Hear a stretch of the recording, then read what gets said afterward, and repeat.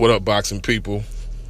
Read BBS, Black Bert Sugar, Pugilism Company in the building. Got the weights from straight out of Brooklyn. Daniel Jacobs, 159.6. Mr. Selecki, 159.2. I hate to admit it, but I keep having flashes of Jacobs versus Dmitry Pirog. If you recall, relatively unknown European fighter steps in against Jacobs, who's on a roll. And Pirog, he gave Jacobs the business that day. I believe he stopped him in 5, left him flat on his back.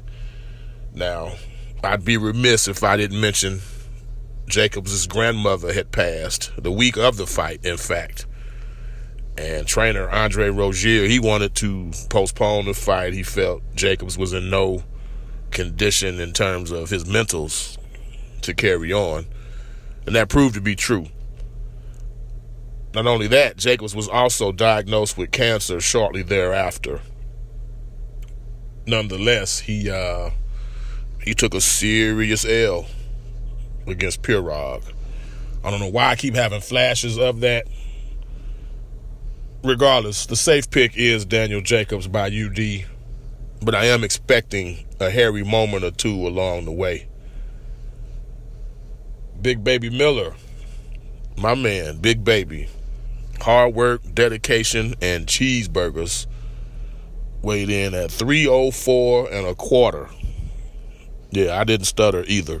304 and a quarter.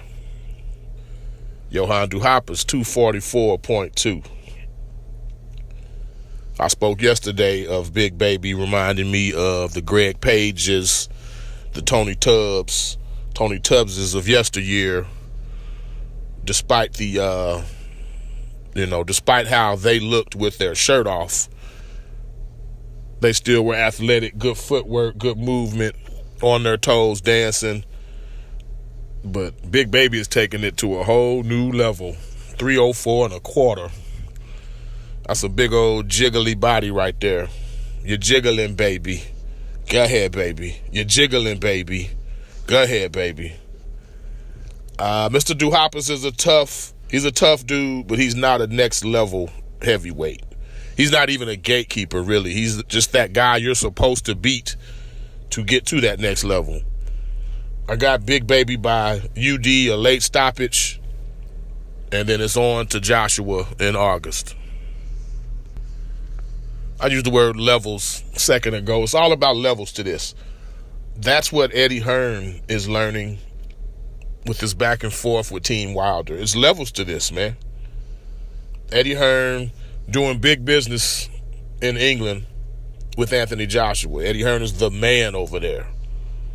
He comes over to America. He's flexing his promoter muscles. He's got the straight out of Brooklyn card this weekend. All eyes are on Eddie Hearn, make no mistake. With that, he's teasing Joshua's American debut in August versus Big Baby. But let's make no mistake, the $12.5 million flat fee is what got these negotiations off on the wrong foot from jump, like from the get-go. And I blame that on Eddie Hearn's ego. He didn't know what he was getting himself into. What you don't realize, Mr. Hearn, is Al Heyman and Shelley Finkel, they've been a part of major business deals since you were a young lad, as they say, and you were hoping to fulfill your daddy's footsteps of being a promoter one day. They was making money. Heyman and Finkel was making money top dollar when you were a child and your daddy was making money. Like I said yesterday, you can't bullshit bullshitters, man. So Team Wilder took Joshua at his word, offering $50 million guaranteed, plus 50% above and beyond the $50 million. When Hearn offered the 12.5 flat fee and then said he thought after expenses the fight would top out at 40 to 50 million, he was estimating the fight taking place in England. See, here's the problem. In England, they stress attendance versus the live gate, which is what we stress here in America. Attendance versus live gate. It's like apples and oranges. In England, they have all those soccer stadiums. Not just England per se, but Great Britain. Well, I'll put it that way. They have a multitude of soccer stadiums. You can fit 70,000, 80,000, 100,000 asses in there, which is fine, which is phenomenal, which is remarkable. But what are the prices of those tickets? That's what it boils down to. Those tickets are reasonably priced. So if you got 70,000 people in there and ringside seats of $50, I mean, good for you. That's still a take. I'm not going to shy away from that. Tell you want to give me that money? Hell yeah, I'll take it. But it doesn't compare to like a Vegas fight where ringside seats are $1,000 or higher. Again, it boils down to live gate versus attendance. And that's where I'm pretty sure Finkel and Al Heyman are coming from with their offer, with the $50 million offer.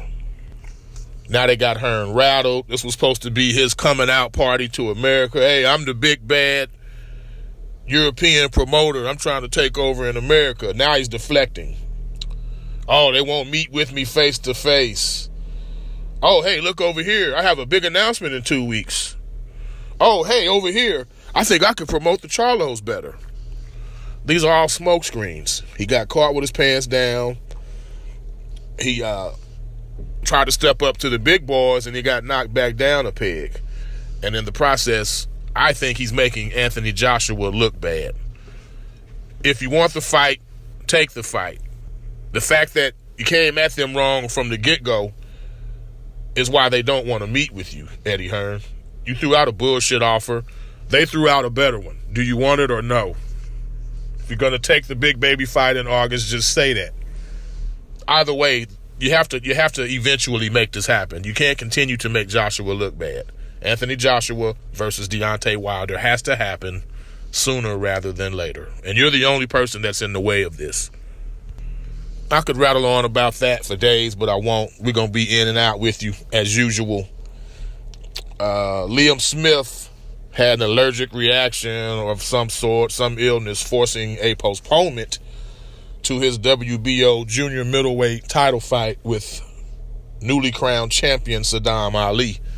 This was supposed to take place May 12th. They're postponing it. It's not canceled. Liam Smith will still be in place as the challenger to Saddam's newly won title. And my last bit of information, Phil Greco claims Amir Khan hits harder than Earl Spence. The first thought that came to mind when I read that was the Jay-Z song where he says, "I'm not black, I'm OJ." Okay. LaGreco, you think Khan hits harder than Spence? Okay. They're beating that drum now, boy. Go ahead, build it up. Let's build it up. They're saying, oh, well, LaGreco had a full camp for Khan. He took on Spence last minute notice. Yet Khan took him out in 39 seconds and he went 2 or 3 rounds with Spence. Oh, Khan, he's 100% against southpaws. Please keep beating that drum. Please keep building that. Because, man, Khan has nothing for Earl Spence. And now with Thurman vacating the WBC, and then hopefully that results in Porter and Danny Garcia fighting, Spence is going to need an opponent for later this year. He's got Mr. Ocampos in June. He's going to need someone to finish out the year with. So nothing's been set in stone yet, but here's what I'm hoping. Here's what Black Bert Sugar hopes. Khan fights Adrian Broner this summer, as Spence is fighting Ocampos. Then they'll both have the fall or early winter to do whatever. And at that point, Earl Spence will beat the brakes, the calipers, the brake pads, the rotors. You know how I get down. He's going to beat all of that off of Amir Khan. Easy work. But let him build it. Let him make it into an attraction. Hey, that's what this is all about. Anyway, y'all, I'm in you. I'm out you. Read BBS, Pugilism Company podcast in the building. Comments, Hit your bell icon for the notifications. But more importantly, God bless. Till next time. Peace.